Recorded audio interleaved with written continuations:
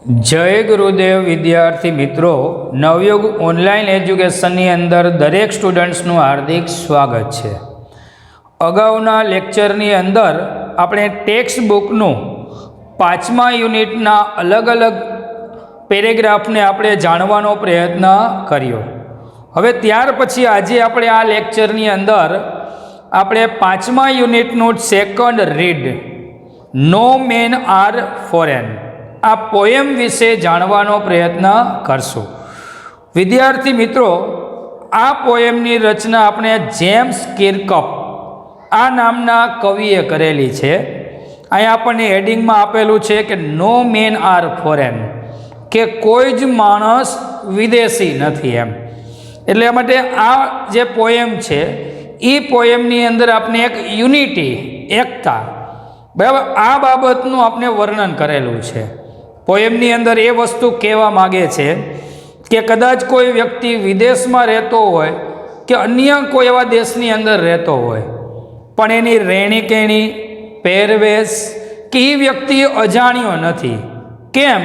તો કે દરેક દેશની અંદર આપણે જોઈએ તો દરેક વ્યક્તિની ભાષા જુદી હોઈ શકે, કદાચ એના ખાવાનો ખોરાક અલગ હોઈ શકે, પરંતુ ફિઝિકલ રીતે કે માનસિક રીતેના શરીરની અંદર જે લોહી વસે છે, જે કામ કરે છે, એ બધાનું સરખું છે। કદાચ ભારતની અંદર રહેનાર વ્યક્તિ હશે તો એ વ્યક્તિ કદાચ 6 કલાક કામ કરતો હશે, તો અન્ય દેશની અંદર કદાચ એ 8 કલાક કામ કરતો હશે, પરંતુ એના કામ કરવાની જે સિસ્ટમ છે, જેવી રીતે એને પોતાના ઘરનું ગુજરાન ચલાવવા માટે જે કામ કરવું પડે છે એ કામ દરેકે કરવું પડે। વર્લ્ડની અંદર કોઈ પણ વ્યક્તિ હોય તો એ વ્યક્તિએ આ રીતના કામ કરવું જ પડે છે। એટલે આ રીતે જોઈએ તો દરેકની અંદર એક જ પ્રકારનો શ્વાસ વસે છે। જે શ્વાસ લેવાની જે પ્રક્રિયા છે એ કોઈ અલગ અલગ દેશની જુદી જુદી હોતી નથી, એ એક જ પ્રકારની છે। કદાચ વાતાવરણ કોઈ પ્રદૂષિત હોય તો એ જે તે દેશની અંદર એના હિસાબે એને એ રીતનું હવા મળતી હશે, પરંતુ અન્ય દેશમાં રહેતો હશે તો શુદ્ધ હવા હશે તો એને એ રીતની મળતી હશે। પણ હવા લેવાની જે પ્રોસેસ છે એ પ્રોસેસ કદાચ ઇન્ડિયામાં રહેતો હોય કે અન્ય જગ્યાએ રહેતો હોય, એ દરેક વ્યક્તિની કે સરખી છે એમ। સાથે સાથે આપણે જે જગ્યા ઉપર રહીએ છીએ, જે પૃથ્વી ઉપર રહીએ છીએ, તે જ રીતે તે લોકો પણ રહે છે। એની કોઈ જગ્યા રહેવાની જુદી નથી એમ। કદાચ એને રહેવાનું મકાન હશે, એ મકાન અલગ હોઈ શકે એમ, પણ એ મકાન જે જગ્યા ઉપર બનાવેલું છે એ જમીન દરેકની સરખી છે, એની પોતાની જ છે એમ, કે જે માતૃભૂમિ પ્રત્યે દરેક વ્યક્તિને પોતાનું ગર્વ છે એમ।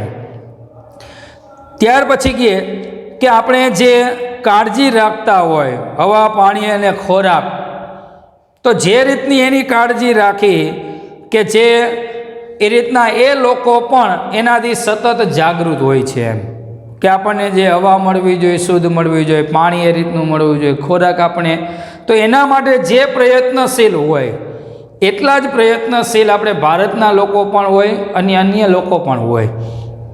ખોરાક માટે જે આપણે પ્રોસેસ કરવામાં આવે, બરાબર, હાર્વેસ્ટ લણવામાં આવે, એ જ પ્રોસેસ કદાચ અન્ય દેશની અંદર જે લોકો રહેતા હોય એ લોકોને પણ કરવાની થતી હોય એમ। એટલે આ રીતના ખોરાક માટે, પોતાની રોજીરોટી માટે જે પ્રયત્ન અહીંયા લોકો કરે એવો જ પ્રયત્ન અન્ય દેશના લોકો પણ કે કરે છે એમ। ત્યાર પછી કે આપણે કોઈ સમયની અંદર, શિયાળાના સમયની અંદર કદાચ આપણી પાસે ખોરાક ન હોય તો એ ટાઢ તડકાની અંદર, બરાબર, કેટલાય લોકોએ ભૂખથી પણ રહેવું પડતું હોય એમ। તો જેમ ઇન્ડિયાની અંદર રહે છે એમ બહારના બીજા દેશોની અંદર પણ એવા લોકો હોઈ શકે કે જેને કેટલાય સમય સુધી ભૂખે રહેવું પડે છે। અને વર્ક કરવા માટેના જે એના હાથ, એ હાથ પણ એ કે સરખા એમ, એ કાંઈ જુદા નથી એમ। જેના દ્વારા એ કામ કરે છે એ કામ કરવાની પ્રોસેસ બંનેની એ કે સરખી છે એમ। અને સાથે સાથે જે કામ કરવાનું હોય એ કામ પણ આપણાથી અલગ હોતું નથી, એક જ સરખું હોય છે એમ.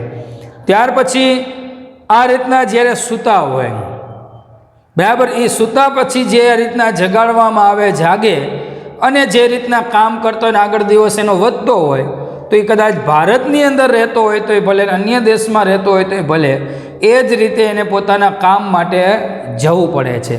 એટલે ફિઝિકલ રીતે આ કાન, આ જે અંગ છે એ અંગનો આકાર કદાચ થોડો ઘણો જુદો હોઈ શકે એમ, બરાબર, પણ જે એની જોવાની દ્રષ્ટિ, નજર છે એ અહીંના લોકો હોય તોય ભલે, ત્યાંના લોકો હોય તોય ભલે, તેની હંમેશા એક જ કે સરખી હોય છે એમ. તો આ રીતનું દરેક જમીન પર એક જ પ્રકારનું કોમન લાઈફ છે એમ. એના જગ્યા જુદી ગમે તે, બધાના એક જ પ્રકારનું જીવન છે એમ. તો આ જીવનને આપણે ઓળખવું જોઈએ અને સમજવું જોઈએ. જે આપણે આજે જોઈએ તો ઊંચ નીચના ભેદભાવ છે, રંગભેદના ભેદભાવ છે, બરાબર, આ રીતના આપણે જે ભેદભાવો રહેલા છે એ ભેદભાવની અંદર આપણે સતત ને સતત આ રીતના લડતા આવ્યા. તો આની અંદરથી આપણે બહાર નીકળવું જોઈએ. આપણે એક જ દેશની અંદર રહીએ છીએ છતાં પણ આપણે ભાષાની રીતથી કે રાજ્યની રીતથી કે અથવા કોઈ પણ રીતથી આપણે સતત લડતા હોય કે અમારું આ એમ. તો આપણે એની અંદરથી કે બહાર નીકળવું જોઈએ. કેમ? તો કે દરેકના શરીરની અંદર એક જ પ્રકારનું શરીર છે, એક જ પ્રકારનો શ્વાસ લે છે. કદાચ એની પદ્ધતિ સિસ્ટમ જુદી હોઈ શકે, પણ ભગવાને જે આપણને આપેલું છે, જે કુદરતી છે, એમાં કોઈ ફરક છે નહીં. ભગવાન દરેક વ્યક્તિને સરખો જ રાખે છે. કદાચ કોઈ વિસ્તારની અંદર વધારે આ રીતના નેચરલ રિસોર્સિસ, કુદરતી વાતાવરણ હોય તો એની હવા શુદ્ધ હોઈ શકે, પણ બીજા વિસ્તારની અંદર કદાચ આ ન હોય. પણ ભગવાને તો દરેકને એક સમાન જ ગણ્યા છે અને રાખેલા છે એમ. તો આપણે આ વસ્તુ આપણે શીખવી જોઈએ એમ, કે બીજા દેશના લોકો પણ, બરાબર, કન્ટ્રી કે જે દેશના લોકો પણ આપણી જેમ જ આ રીતના કામ કરે છે, શ્વાસ લે છે, આખી એની રોજિંદી લાઈફ છે, રહેણી કહેણી છે, એ એક જ પ્રકારની સરખી છે એમ. તો એટલા માટે આપણે કહેવા માગે છે કે આપણે આપણા ભાઈઓને એ કે ધિક્કારવા ન જોઈએ. એટલા માટે ન ધિક્કારવા જોઈએ કે કદાચ સમય જતાં એ જ જેને આપણે ધિક્કારીએ છીએ એ કદાચ મારો ભાઈ પણ હોય એમ, એ કદાચ મારો દેશનો વતની પણ હોય એમ, બરાબર. એટલે એટલા માટે આપણે એને ઓળખીને એના પ્રત્યે આપણે લાગણી કે રાખવી જોઈએ એમ. તો આ રીતના આપણે કહીએ કે જેમ આપણે વાતાવરણની અંદર પણ કચરો નાખીને આ રીતના ગંદકી ફેલાવતા હોય અને વાતાવરણને પ્રદૂષિત કરતા હોય, તો એવી જ રીતે આપણા મગજની અંદર આવા કુરિવાજો છે, કુવિચારો છે, ઉચ્ચ નીચના જે ભેદભાવના વિચારો છે, આ વિચારોને આપણે દૂર કરવા જોઈએ એમ. અને એના કારણે આપણું મન જે રહ્યું ને એ પ્રદૂષિત થાય છે એમ.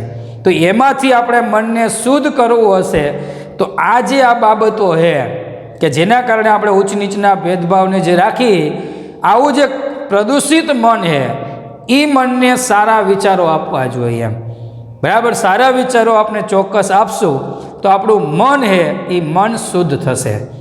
જેમ આપણે વાતાવરણને શુદ્ધ કરવું હોય તો આપણે કચરો વ્યવસ્થિત જગ્યાએ નાખવો જોઈએ, નદીમાં ન નાખવો જોઈએ, નદીને ચોખ્ખી રહે એવો પ્રયત્ન કરવો જોઈએ, વાતાવરણ શુદ્ધ રહે એના માટે સતત પ્રયત્ન કરવા જોઈએ, વૃક્ષ વાવવા જોઈએ.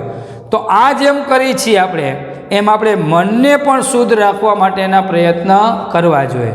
જો મન શુદ્ધ હશે તો આપણું મન એ આ રીતના વિચારશે નહીં, અને સતત આપણું સારી રીતે મન જો વિચારશે તો આપણા મનની અંદર આવા હિંસકપણું જે છે કે બીજા દેશના લોકો, એક અન્ય જે લોકો છે કે જેના પ્રત્યે આપણે ઇનોસન્સ રાખતા હોય, બરાબર, કે જે નિર્દોષ છે છતાં પણ આપણે એના પ્રત્યે વાયોલન્ટ બનતા હોય, હિંસક બનતા હોય, તો એના પ્રત્યે કદાચ આપણું મન સારું હશે તો આપણે લાગણી પણ રાખશું એમ. એટલે આ રીતે વિદ્યાર્થી મિત્રો, બરાબર, કે કોઈ જ વ્યક્તિ અજાણ્યો નથી, કે કોઈ જ વ્યક્તિ વિદેશી નથી એમ, કે એ આપણો જાણીતો જ છે. આપણા બધાનું શરીર એક સરખું હોય, આપણી અંદર એક જ પ્રકારના ગોડ, ભગવાન, આલ્લા કે કોઈ પણ વ્યક્તિઓ આ રીતના વસે છે કે દરેક લોકો પોતપોતાની રીતે માનતા હોય એમ. પરંતુ જેના પ્રત્યેની શ્રદ્ધા લાગણી છે એ દરેકની એક સરખી જ છે, એમ એની જુદી હોતી નથી.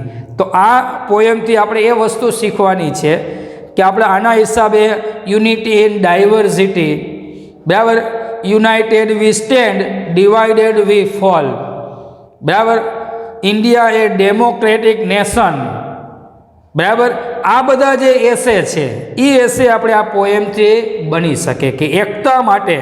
આપણે ભારતની જ વાત કરીએ તો આપણી રહેણી કહેણી, ખોરાક આ બધું અલગ અલગ જુદું છે, છતાં આપણી સાંસ્કૃતિક વારસો અથવા કોઈ એવી વાત આવે ત્યારે ચોક્કસપણે આપણે એક છીએ. આ વસ્તુ જેમ્સ કિર્કપ નામના કવિ જે છે એ કવિ આપણે આ પોયમ દ્વારા કહેવા માગે છે. હવે આગળ વિદ્યાર્થી મિત્રો આપણે આ પોયમને જાણીએ કે remember no men are strange. અહીંયા સ્ટ્રેન્જનો અર્થ છે અજાણ્યું વ્યક્તિ, વિચિત્ર નહીં. નો કન્ટ્રીઝ ફોરેન, ફોરેન એટલે વિદેશી. બીનીથ, બીનીથ એટલે ની અંદર. ઓલ યુનિફોર્મ્સ, હવે યુનિફોર્મ્સ એટલે આમ શરીર અર્થ લેવાનું, કોઈ પ્રકારનું યુનિફોર્મ પહેરેલો હોય એવું નહીં, પણ કોઈક ધારો કે દેશ પ્રમાણે કોઈ પહેરવેશ દરેકનો હોય, તો એ જે પહેરવેશ છે એ શરીર એ પહેરવેશની અંદરની વાત છે. A single body breath, breath એટલે શ્વાસ લેવો, શ્વસન કરવું. Like ours, the land our brothers walk upon, walk upon એટલે ના પર ચાલવું. Is earth like this, in which we all say lie, lie એટલે પડેલ રહેવું, રહેલ હોવું. They too aware of, aware એટલે જાગૃત, જાણકાર, of sun and air and water. Are fed, fed એટલે ખવડાવવું પશુ, બાય પીસફુલ હાર્વેસ્ટ, પીસફુલ એટલે શાંત, હાર્વેસ્ટ એટલે પાક, હાર્વેસ્ટ એટલે પાક. બાય વોર્સ, વોર એટલે યુદ્ધ, લોંગ વિન્ટર સ્ટાર્વડ, સ્ટાર્વડ એટલે ભૂખથી રહેવું, ભૂખથી મરી જવું, ભૂખે રહેવું, એને કીધું અહીંયા સ્ટાર્વડ. હવે એનું આપણે ટ્રાન્સલેશન જોઈએ કે remember no men are strange, યાદ રાખો કે કોઈ જ માણસ અજાણ્યો નથી. નો કન્ટ્રીઝ ફોરેન, કોઈ જ દેશ વિદેશી નથી. બરાબર, ફરીથી કે remember no men are strange, no countries foreign, કે યાદ રાખો કોઈ જ માણસ અજાણ્યો નથી કે કોઈ જ દેશ વિદેશી નથી.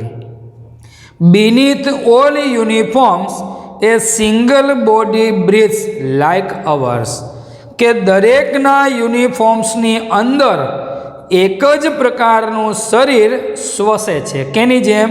તો કે લાઇક અવર્સ, આપણી જેમ જ, એટલે કે ભારતના જે લોકો છે એ લોકોની જેમ જ અન્ય દેશના લોકોના શરીરની અંદર એ જ પ્રકારે શ્વાસ લેવામાં આવે છે.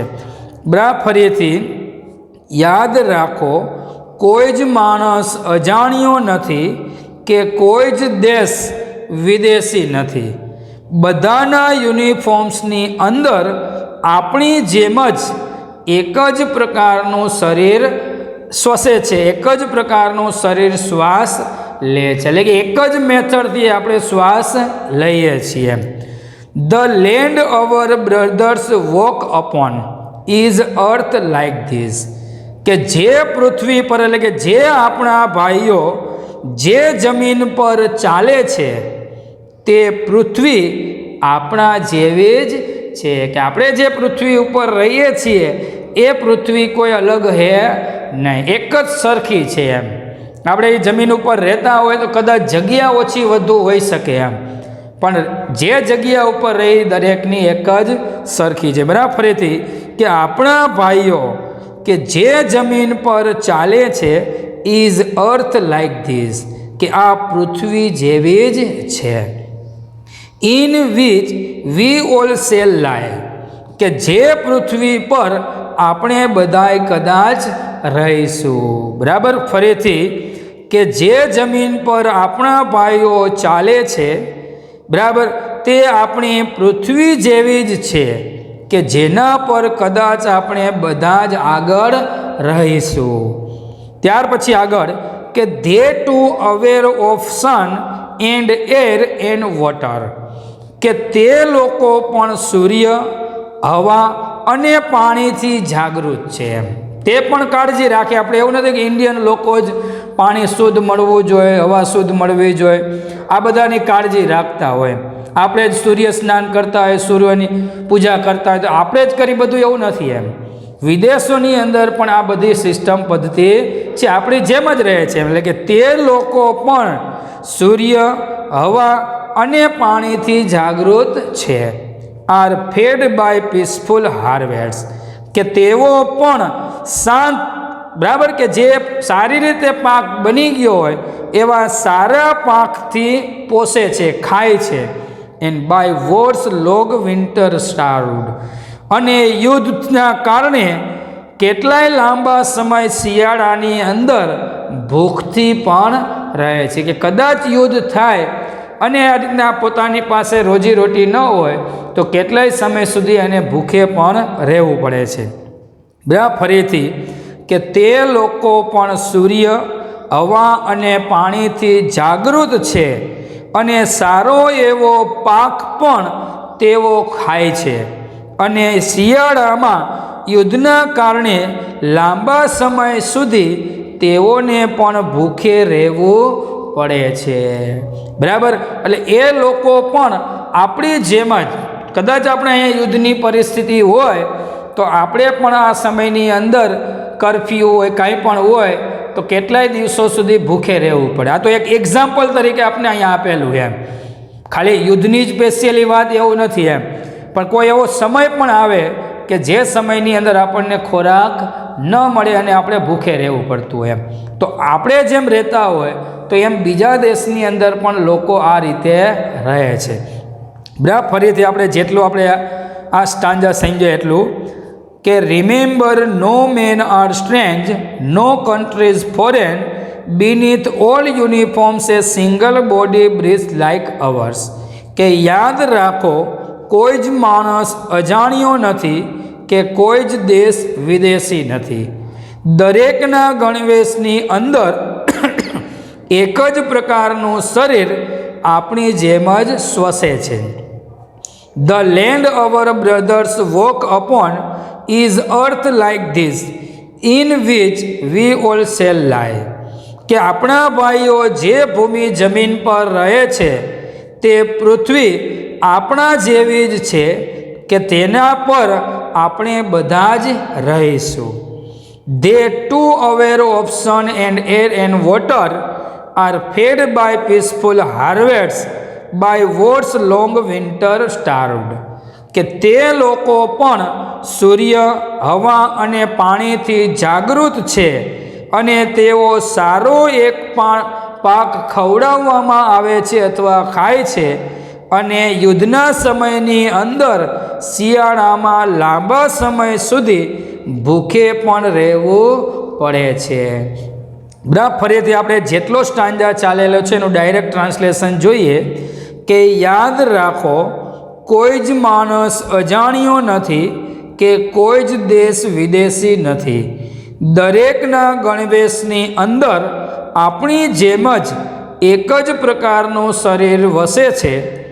આપણા ભાઈઓ જે જમીન પર ચાલે છે તે પૃથ્વી આપણી જેવી જ છે જેના પર કદાચ આપણે બધા જ આગળ રહીશું.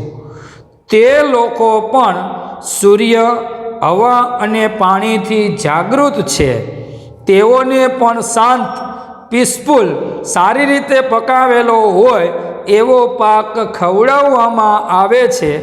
અને યુદ્ધના સમયની અંદર શિયાળામાં લાંબા સમયે ભૂખે પણ રહેવું પડે છે. તો આ રીતે વિદ્યાર્થી મિત્રો આપણે આ પોએમની અંદર આપણે આજે જે પેરેગ્રાફ જોયો, બરાબર, ખાસ પોએમની અંદર આપણે રીડિંગના જે ક્વેશ્ચન હોય એ ક્વેશ્ચન આપણે ચેન્જ કરીને લખવાના હોય. બરાબર. એની અંદર આપણે એની લીટી એ રીતની હોતી નથી. આ પોએમમાંથી પણ આપણે 2-3 વખત સ્ટાન્જા પૂછાઈ ગયેલા છે. બરાબર. પોએમની અંદર આપણે શરૂઆતના અને છેલ્લે આ જે સ્ટાન્જા છે એ આપણે બોર્ડની અંદર પૂછાઈ ગયા છે. એટલે એટલા માટે પોએમના જે ક્વેશ્ચન તમે તૈયાર કરો અથવા તમે લખવાનો પ્રયત્ન કરો તો ખાસ યાદ રાખો કે આપણે જે ક્વેશ્ચન પૂછેલો છે એ ક્વેશ્ચનને ખાસ સમજશું, કારણ કે એની અંદર આપણે ચેન્જીસ કરીને લખવાનું હોય. તો એટલા માટે આપણે એનો આન્સર વ્યવસ્થિત સમજશું અને એનું સેન્ટેન્સ બનાવશું. આપણે ફ્રેમ ક્વેશ્ચનની અંદર જે પ્રશ્ન છે તો એની અંદર આપણે જવાબ આપેલો એને ક્વેશ્ચન ઓપ્શન તરીકે આપ્યો ને સિલેક્ટ કરવાનું છે.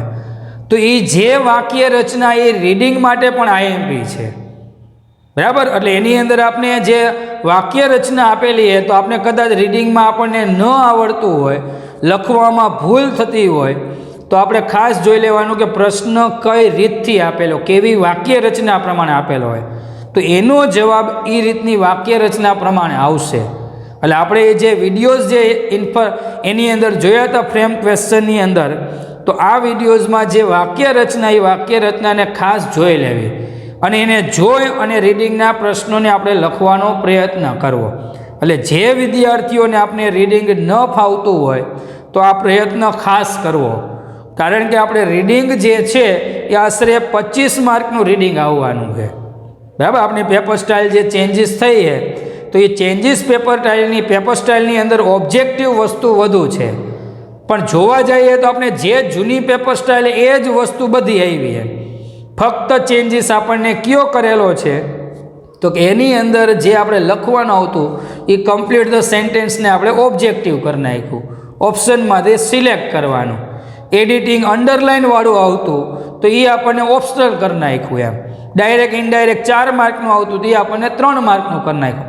તો આ 3 જે ક્વેશ્ચન છે એ ક્વેશ્ચનની અંદર આપણે ફેરફાર થયો છે. બાકી કોઈ ચેન્જીસ આપણે પેપર સ્ટાઇલ પ્રમાણે છે નહીં, એને આપણે ઓબ્જેક્ટિવ બનાવી નાખ્યું. બાકી બધી જ વસ્તુ જે જૂની પેપર સ્ટાઇલ છે એ જ પ્રમાણે આપવાની છે, ફક્ત કોર્સ ઓછો થયો. તો વિદ્યાર્થી મિત્રો, આ પોએમને આપણે ખાસ તૈયાર કરશું. આના વિશે આપણે થોડુંક વધુ વિચારશું, કારણ કે આના વિશેના એસે પણ આઈએમપી છે. તો એટલા માટે આ વિડીયોને વારંવાર સ્ટોરીને સાંભળી વાંચી અને તૈયાર કરવાનો પ્રયત્ન કરશો. અસ્તુ. જય ગુરુદેવ.